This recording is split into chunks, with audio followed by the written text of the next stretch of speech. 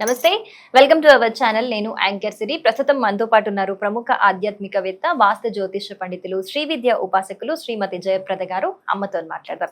అమ్మ నమస్తే. నమస్తే అమ్మ. శ్రీమాత్రే నమః. అమ్మ, నక్షత్రాలన్నిటికీ కూడా ఒక్కొక్క అధిపతి ఉంటారు. ఆ విధంగా బుధుడికి అంటే బుధ గ్రహం ఏ నక్షత్రాలకి అధిపతి, అలాగే ఆ నక్షత్రంలో జన్మించిన వాళ్ళకి వాళ్ళ స్వభావం ఏ విధంగా ఉంటుంది? తప్పకుండా. అయితే ఏంటంటే ఇక్కడ నవగ్రహాలకి అధిదేవతలు ఉన్నప్పటికీ ఉన్న బుధుడు నక్షత్రాలకి అధిదేవతలు నవగ్రహాలు ఇచ్చారు. సో నవగ్రహాలకు అధిదేవతలు ఉన్నారు, నక్షత్రాలకు అధిదేవతలు ఉన్నారు. సో నక్షత్రాలని మనం తీసుకుంటే బుధుడికి సంబంధించిన నక్షత్రాల్లో 3 నక్షత్రాలు వస్తాయి మనకి.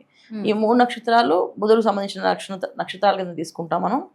దీని ఒక ఎనర్జీస్ ఎలా ఉంటాయి అనే లక్షణాలు తెలుసుకోవాలంటే మూడు రాసుల్లో ఉంటాయి. చాలా డిఫరెంట్గా ఉంటాయి రాసులు. ఎందుకంటే ఇక్కడ లక్షణాలు అధిదేవతలు మళ్ళీ మళ్ళీ మారిపోతుంటారు.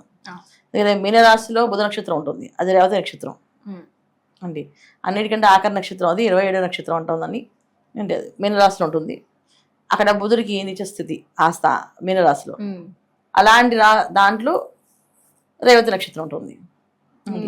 ఇది ఆఖరి నక్షత్రం. సో బుధ నక్షత్రాల్లో మొదటి నక్షత్రం తీసుకుంటే అది మళ్ళీ కర్కాటకంలో ఉంటుంది, అది ఆశ్లేష. కర్కాటక రాశి అధిపతి చంద్రుడు. మళ్ళీ బుధ చంద్రులు ఇద్దరికి పడదు ఇక్కడ. కానీ అలాంటి ప్లేస్లో వెళ్ళి ఆశ్లేష నక్షత్రం కర్కాటక రాశిలో ఉంటుంది అండి. ఈ కాంబినేషన్స్లో తీసుకుంటే మళ్ళీ వృశ్చిక రాశి, మళ్ళీ జలతత్వమైన రాశిలో వాయుతత్వమైన నక్షత్రం జ్యేష్ఠ నక్షత్రం వృశ్చిక రాశిలో ఉంటుంది. సో ఈ వృశ్చిక రాశిలో ఉండడం వల్ల ఏంటంటే బుధ నక్షత్రం మళ్ళీ ఇక్కడ బుధుడికి అంతా స్టేబిలిటీ ఉండదు. అయితే ఈ నక్షత్రాల్లో ఉండే రాసుల్లో లక్షణాలు కొన్ని మ్యాచ్ అవుతాయి వీళ్ళకి. ఎందుకంటే వృశ్చిక రాశి లక్షణం ఏంటంటే వృశ్చిక రాశికి అధిపతి కుజుడు. కుజబుధుడు ఇద్దరికి కూడా పడదు, ఎందుకంటే ఇది అగ్నితత్వం, ఇది వాయుతత్వం. కానీ జలతత్వంలో ఉన్నాడు వెళ్ళి. సో అంటే ఈ 3 కాంబినేషన్స్ వల్ల ఏంటంటే ఎక్స్ట్రీమ్గా వాళ్ళు ఆలోచన విధానం మారిపోతుంది ఇక్కడ. అలాగే మీనరాశి అధిపతి గురువు, మళ్ళీ జలతత్వ రాశిది.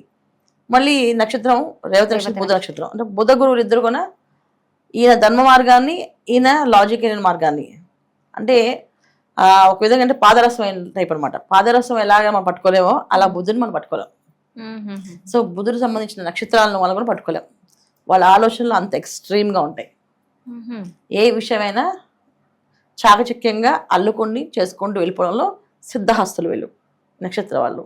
3 నక్షత్రం అంతే, రేవతి అంతే, ఆశ్లేష అంతే, జ్యేష్ఠ అంతే. అయితే వీటన్నిటికన్నా ఆశ్లేష వాళ్ళు కొంచెం ఎక్స్ట్రీమ్ పవర్ఫుల్గా ఉంటారు, ఎందుకంటే ఫస్ట్ నక్షత్రం కదా. అందువల్ల ఏంటంటే వాళ్ళ కొంచెం ఆలోచన విధానం చాలా ఎక్స్ట్రీమ్గా ఉంటుంది. ఏ పని చేసినా ఒక క్లారిటీతో చేస్తారు అండి. ఎమోషన్కి తర్వాత ఒక లాజిక్స్కి వాటికి ఏమీ లొంగకుండా వాళ్ళ పని ఫస్ట్ చేస్తారు.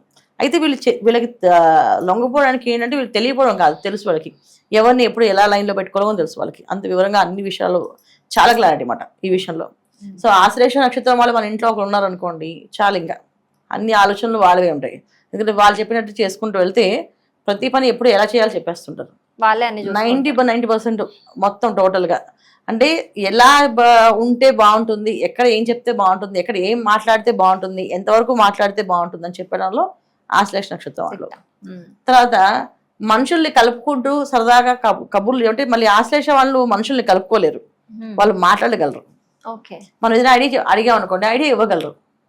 సో ఈ ఐడియాస్ చేస్తే బాగుంటుంది, ఇలా చేస్తే బాగుంటుంది, అలా చేస్తే బాగుంటుంది అని వాళ్ళకి ఒక బాండింగ్ మళ్ళీ గీసుకుంటారు, లైన్ గీసుకుంటారు, ఒక బాగుంటుంది ఉంటారు. ఎందుకంటే అందరితో కలిసిపోయి మాట్లాడడం కాదు, వాళ్ళ దగ్గరికి ఎవరు వెళ్తారో వాళ్ళతో మాట్లాడతారు.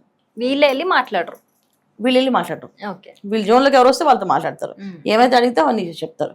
అలా మనకి జ్యేష్ఠ తీసుకున్నాం అనుకోండి, జ్యేష్ఠ అలా కాదు, అందరినీ కలిపేసుకుంటుంది, అది వెళ్ళి మాట్లాడుతుంది. నలుగురులో 10 మందికి వచ్చిన అనుకో, అందులో ఒకరు జ్యేష్ఠ ఉన్నారనుకో, వాళ్ళు ఏదో జోకులు వేస్తూ కామెడీ చేస్తూ మొత్తం 9 మంది అటెన్షన్ వాళ్ళు పెట్టేసుకుంటారు. ఇదేదో బాగానే ఉంది, చక్కగా మాట్లాడుతున్నారు అని చెప్పేసి అని ఆటోమేటిక్గా అన్నీ అయిపోతాం.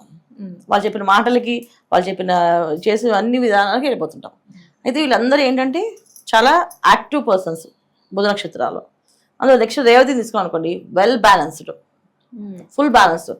మరి జ్యేష్ఠ వాళ్ళలాగా అందరితో కలిసిపోయి కబుర్లు చెప్పరు, ఆశ్లేష వాళ్ళలాగా మడి కట్టుకుని నా జోన్లోకి వచ్చి చెప్తాను తప్ప అందరికీ చెప్పను అంత తత్వం ఉండదు. ఎక్కడ ఎలా ఉండాలో, ఎక్కడ ఎలా చేయాలో, ఎలా మాట్లాడాలో, ఎంతవరకు మాట్లాడాలో, అవసరమైతే ఎంతవరకు చెప్పాలో చాలా చెప్తారు.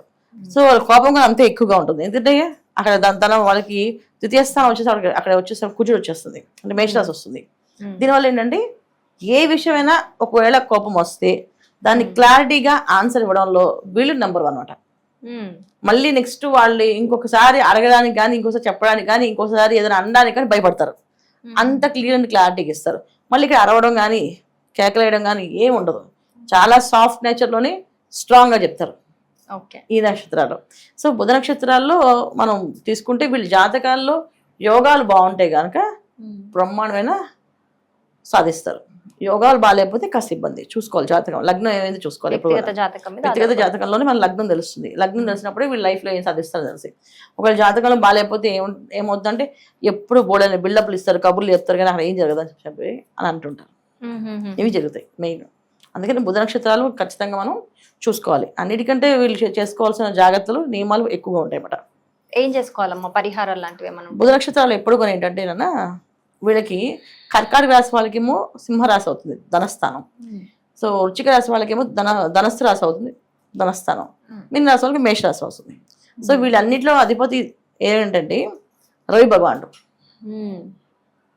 సో ఇక్కడ ఏంటంటే సింహరాశికి రవి అధిపతి, అలాగే మేషరాశిలో రవి ఉచ్చస్థితి.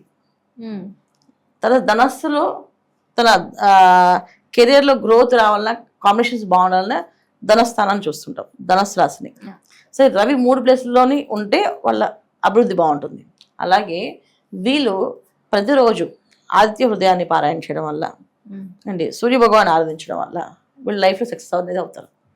సో ప్రతిరోజు ఏం చేయాలంటే ఆదిత్య పారాయణ కానీ, అరుణ పారాయణ కానీ చేసుకోవడం, సూర్య నమస్కారాలు చేయడం అండి, సూర్య చుట్టూ ప్రదక్షిణాలు చేయడం, నవగ్రహ ప్రదక్షిణాలు చేయడం, ప్రతి ఆదివారం నియమాలతో పాటించడం. అంటే నియమాలు అంటే సాత్విక ఆహారాన్ని, మాంసాహారం తినకుండా తింటారు అందరూ.